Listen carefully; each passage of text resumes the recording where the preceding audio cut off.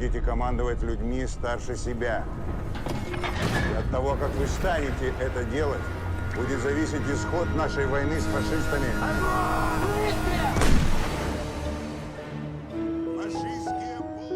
Hello, welcome to our RecapPlus channel with me, Matthew. Today we will watch a recap movie called The Last Frontier, released in 2020. This is a spoiler content video. So please turn on the subtitle and let's start the story.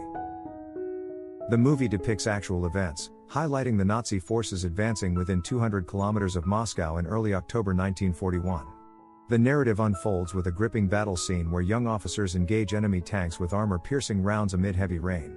A comrade is struck, intensifying the tension. However, it is revealed that the scene is a training exercise at the artillery and infantry forces training grounds in Podolsk.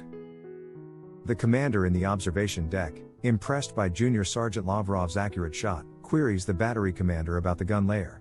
Lavrov is identified as responsible for the successful hit.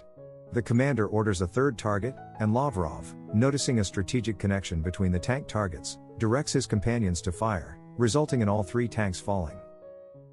Despite the accomplishment, the antic is poorly received, with Nurse Masha defending Lavrov as the best. Her friend, however, notes Masha's previous admiration for Dmitry Shemyakin, leading to an unspoken exchange between Masha and Shemyakin. Later, during a lineup, Lavrov takes responsibility for the unauthorized move, but the commander criticizes him for not realizing the potential danger of the third target. Sergeant Shemyakin provides the correct explanation. After being dismissed, Shemyakin warns Lavrov to stay away from Masha, considering her a good girl. Lavrov takes offense, asserting his worthiness despite his orphanage background, leading to a pact between Shemyakin and Lavrov not to pursue Masha. The story progresses with a friendly rivalry between artillery and infantry students. That night, Lavrov visits Masha at the clinic reception, replacing her pen with a flower as she sleeps. A confrontation with the duty doctor ensues, but Masha discovers Lavrov hiding and reprimands him before kissing him. Shemyakin confronts Lavrov when he returns to their bunk, resulting in a fight and both receiving 5 days of detention. Simultaneously, news arrives of a mechanized Nazi convoy nearing Moscow. Lieutenant General orders Colonel Strelbitsky to send cadets and commanding officers to Ilyinsky to hold off the enemy forces until reinforcements can arrive. Despite hesitation, Colonel Strelbitsky relays the orders, causing a flurry of activity. Masha discovers Lavrov and Shemyakin's involvement and calls out to Lavrov outside his cell's window. He advises her to be careful, and she leaves. During the briefing, Colonel Strelbitsky inquires about Lavrov, and Lieutenant Ilyinsky is tasked with sending him with the vanguard. The vanguard's mission is to cross the Ilyinsky line by nightfall and join forces with Captain Storchak and his paratroopers. Ilyinsky secures the release of Lavrov and Shemyakin from confinement, and Lavrov immediately departs with the vanguard. Lavrov's friend informs Masha of the development, prompting her to rush to see Lavrov. However, she arrives to find him already on a truck, halfway out the gate, and they share a fleeting gaze. Tearfully, Masha watches as Lavrov departs, and Shemyakin, looking devastated, observes the entire scene from the side. Simultaneously, Lieutenant Ilyinsky bids farewell to his wife and son, promising to return. On their way, an enemy plane attacks their convoy, resulting in the loss of ammo and a cadet, exposing the others to the challenges that lie ahead. The narrative shifts to the vanguard, led by Lieutenant Manchich. They encounter civilians carrying a cart, but Manchich notices something amiss. As he calls his unit to attention, soldiers hiding in the forest surround them. The civilian man reveals himself to be Captain Storchak, explaining their tactic of using bait to attack German forces.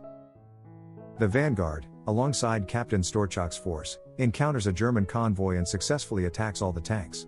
However, when the German infantry attacks their flank, Lavrov leaves his gun and goes off alone. He hesitates to shoot a German soldier but is saved by Storchak. Lavrov is reprimanded and demoted from a gun layer specialist to an ammo carrier. At the Ilyinsky frontier by the riverbank, Colonel Strelbitsky arrives to find incomplete fortifications. He suggests blowing up the bridge to force the Germans to cross through the marsh, but superiors insist on keeping the bridge intact for reinforcements. The cadets join the locals in building fortifications as the vanguard holds back the enemy at the Warsaw Highway. Demoted Lavrov secretly adjusts the aim of the guns, noticed by Storchak. Storchak acknowledges Lavrov's efforts, patting his back, and Major General Smirnov informs the others that reinforcements will arrive later than expected. After 3 days of battling, the vanguard is ordered to split up and join at the frontier. The next day, Masha tends to the wounded on the field, keeping an eye out for Lavrov. Lavrov finds himself behind a gun, taking aim at motorcycles when a German attack catches him off guard. Upon waking, he discovers severe injuries but is comforted by the presence of Masha. Tearfully, she describes the horror of so many lives lost, making burial an impossible task. Storchak arrives and advises Lavrov to care for his loyal bride-to-be. At dawn, two soldiers, Pakhomov and Vasilkiu, banter in the trenches. The distant hum of German planes prompts everyone to take cover, anticipating the explosive rain of barrels. Helpless Russian soldiers attempt to hide, but the planes drop bombs, causing further devastation. At the second line of defense where Elshkin and Shemyakin are stationed, soldiers observe smoke from bombs beyond the first defense. Surviving commanders order their troops to regroup, check weapons, and prepare for another attack. Masha and her friend witness the aftermath, visibly horrified. Vasilkiu mourns over Pakhomov's body, but to their surprise, Pakhomov is alive. German infantry and tanks approach, initiating another round of intense fighting. That night, Shemyakin visits the medical post to reunite with Lavrov. Reconciliation and shared sorrow unfold as Shemyakin updates Lavrov on the three frontline attacks. Lavrov somberly recounts the names of lost comrades. Shifting focus, Smirnov presides over a meeting with other commanding officers. They discuss the overwhelming German infantry and tank presence, realizing their forces cannot withstand further losses. In response, they dispatched a missile artillery battalion commander to launch an attack on the German post. The following day, Storchak and Pakhomov infiltrated the German post, unaware of the impending missile strike. The missiles hit their mark, and Storchak captures the German commander. Intelligence reveals the Germans plan to strike Bolshaya Shubinka as the battle for the bridge continues. Another German assault on the bridge unfolds, with infantry soldiers reaching the trenches and claiming the lives of many Russian soldiers, including Vasilkiu. Shemyakin and Masha say goodbye as he is sent to Bolshaya with the reinforcements. Lavrov sees them hugging, and Shemyakin mentions that he and Masha have known each other since they were 3 years old. They set aside their differences and part ways. At Bolshaya, the Germans carried out a devastating strike, resulting in a bloody battle. Russian forces are overwhelmed, with the Germans resorting to ruthless tactics, including burning soldiers alive with flamethrowers. Shemyakin returns from Bolshaya as the sole survivor. The next day, everyone prepares for renewed fighting, with Masha urging Lavrov to go to the hospital. However, just before getting into the truck, Lavrov discreetly joins the soldiers heading to the front lines with Shemyakin's help. Masha notices but doesn't say anything. The following morning, troops are in position, awaiting reinforcements. When a couple of tanks come into view, everyone starts cheering, only for Lavrov to realize they are German tanks. The soldiers fall back to launch a counterattack. Amidst continued fighting, Smirnov orders a retreat, and Lavrov offers to relay the message to Elshkin, who is away from them. While making his way to Elshkin, Shemyakin notices Masha and checks on her. As he arrives, he is shot but manages to confess his love for her before succumbing. Lavrov joins them just in time to witness Shemyakin's demise.